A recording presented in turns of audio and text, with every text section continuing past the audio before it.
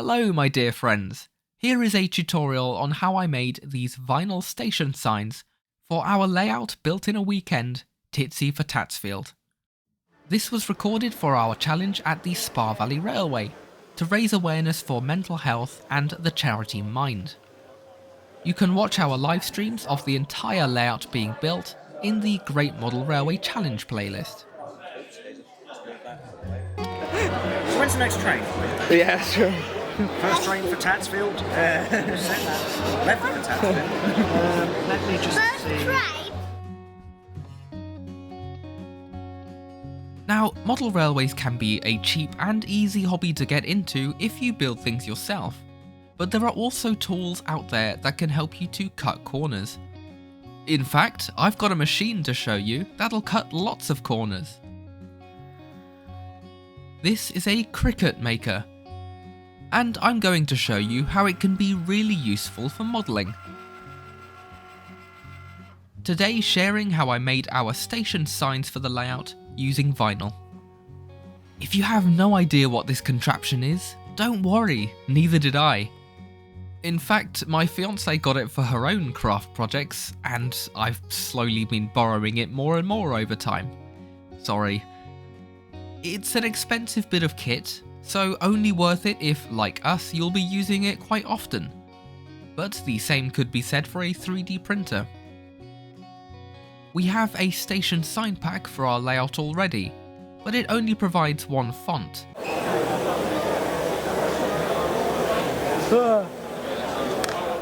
So I'm making a custom name board to fit.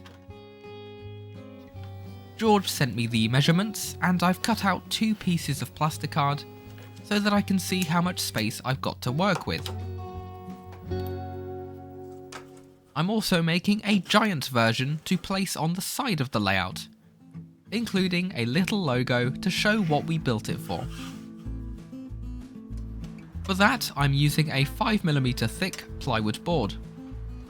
My craft blades won't cut through that, so it's out to the garden with the saw. Then I remembered I hadn't built my workbench, so I had to get a workbench to put the workbench together. Finally, the board was cut and sanded down too.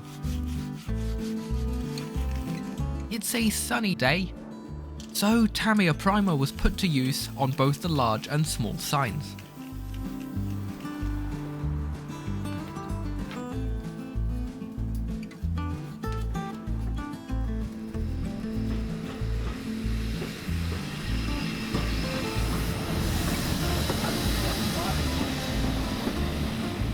Back inside, I've found that this acrylic from the works looks pretty close to what the Southern Railway used on their stations.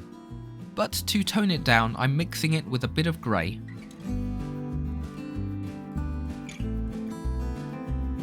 And with that minded, I go through a few coats of green.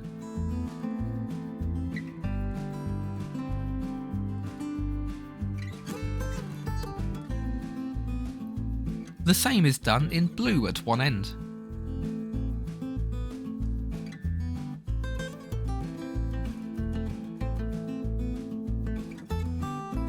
Instead of watching paint dry, I'm now on Cricut Design Space. I've tried to define if there is a particular font that the SR used with their stations, but RM Web users seem to claim it differs, so I'm opting for Gill Sans, which looks more British Railways, but I believe this was adopted from post-war Southern practice. It's got a proper railway vibe to it anyway. I can type in the measurements of the board and match the text to fit. Then isolate that to make it fit onto the cutting mat.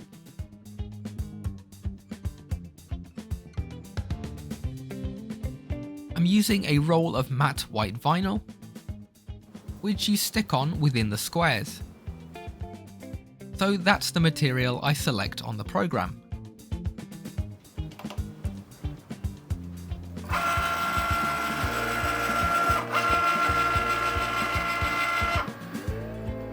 The mat is loaded into the machine and away it goes.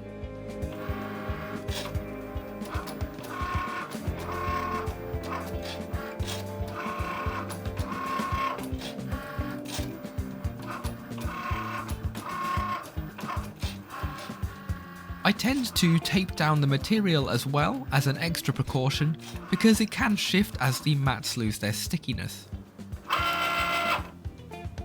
It's also a good idea not to cut everything out in one go in case something does move.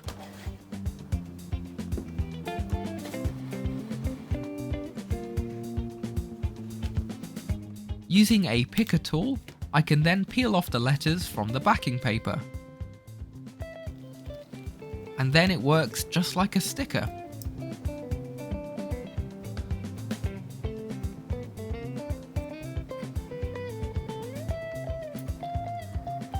I tend to start in the middle and work outwards to get the spacing correct. It's probably a good idea this time round anyway, instead of putting this name down in order.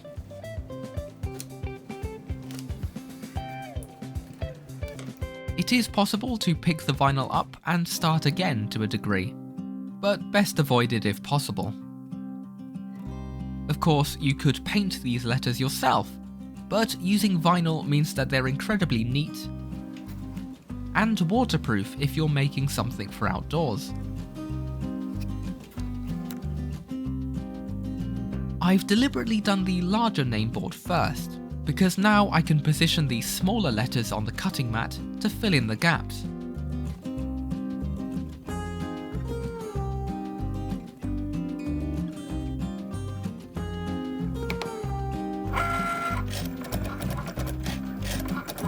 The machine does struggle more with tiny shapes, of course, but these are 2.2mm tall and cut quite fine. Then it's the same process of sticking them down, using the backing paper as guidance for the spacing. Typically, the one I didn't film came out better in my opinion. I blame the tripod in my way. It is more than just text that can be cut out. As we've made a Just Giving page for Mind Mental Health charity, I'm putting their logo on the side of the layout. Uploading the PNG means I can delete the background, and that gets saved as a shape to cut.